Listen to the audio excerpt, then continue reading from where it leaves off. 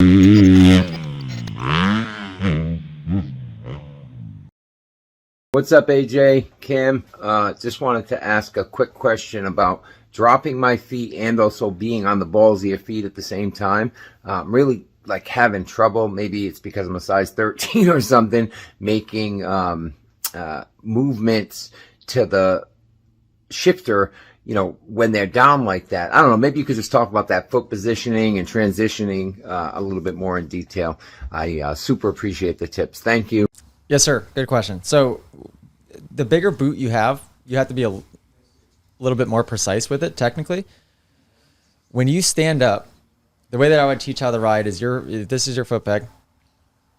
This is your foot. That should be the angle, essentially, right? So you're dropping your heel, and that varies depending on the situation, but your heel's dropped at least a little bit. So meaning if you had to go to downshift, your foot would slide forward, hit the shifter, slide back. Pretty easy movement. If you had to hit the rear brake, slide forward, rear brake, slide back, return. Pretty easy movement.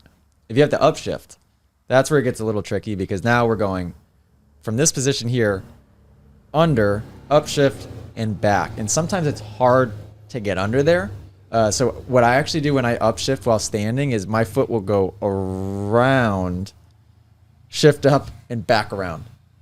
Was I telling you that? No, but I've seen it in footage. Yeah, I go around, up, and I almost never shift up while standing. I'm either sitting while exiting a corner and I'll shift up, or I do it in the air, which is very easy to do it. If you can upshift and downshift in the air to save yourself the trouble of moving your feet around and shuffling your feet while you're on the ground, absolutely do that option.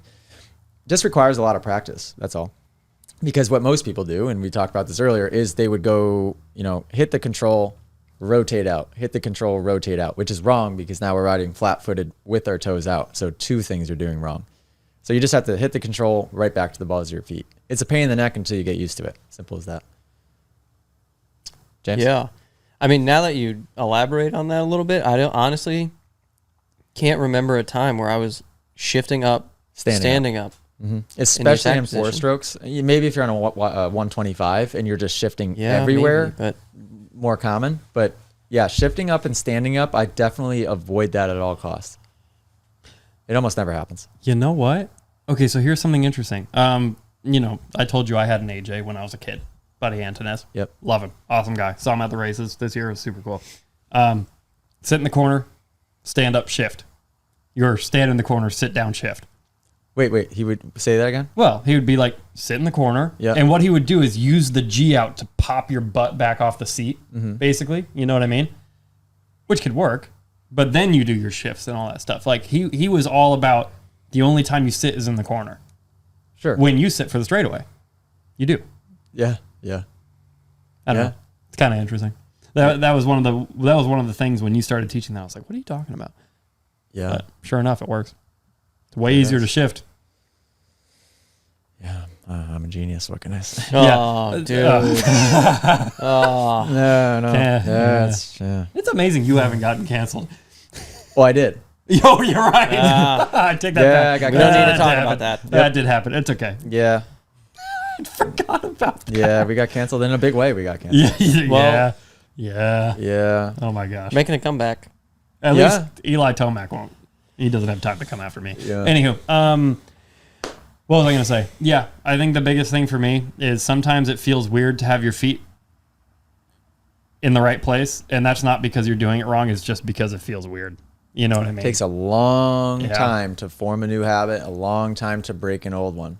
Yeah. Especially on a dirt bike, because ego is almost always involved, where you just want to go fast. And because also you can go kind of fast doing it wrong. So it's like same thing, like somebody that has a really crazy long drive on playing golf, like they wouldn't want to change their swing. Like even if they were doing it technically wrong.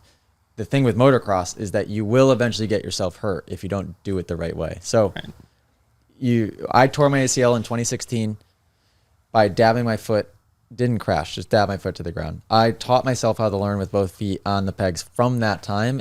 That was 2016. I didn't feel like I got that good at it until last year. So that's a long time. Yeah.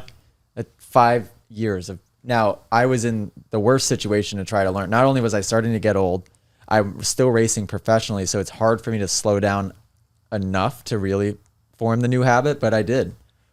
It's easier for people that don't really have to race for a living. You could just go slow for a while. It's easier. Hey guys, if you enjoyed this clip and you want to watch full episodes of the podcast and send in video questions of your own, head over to club.themotoacademy.com.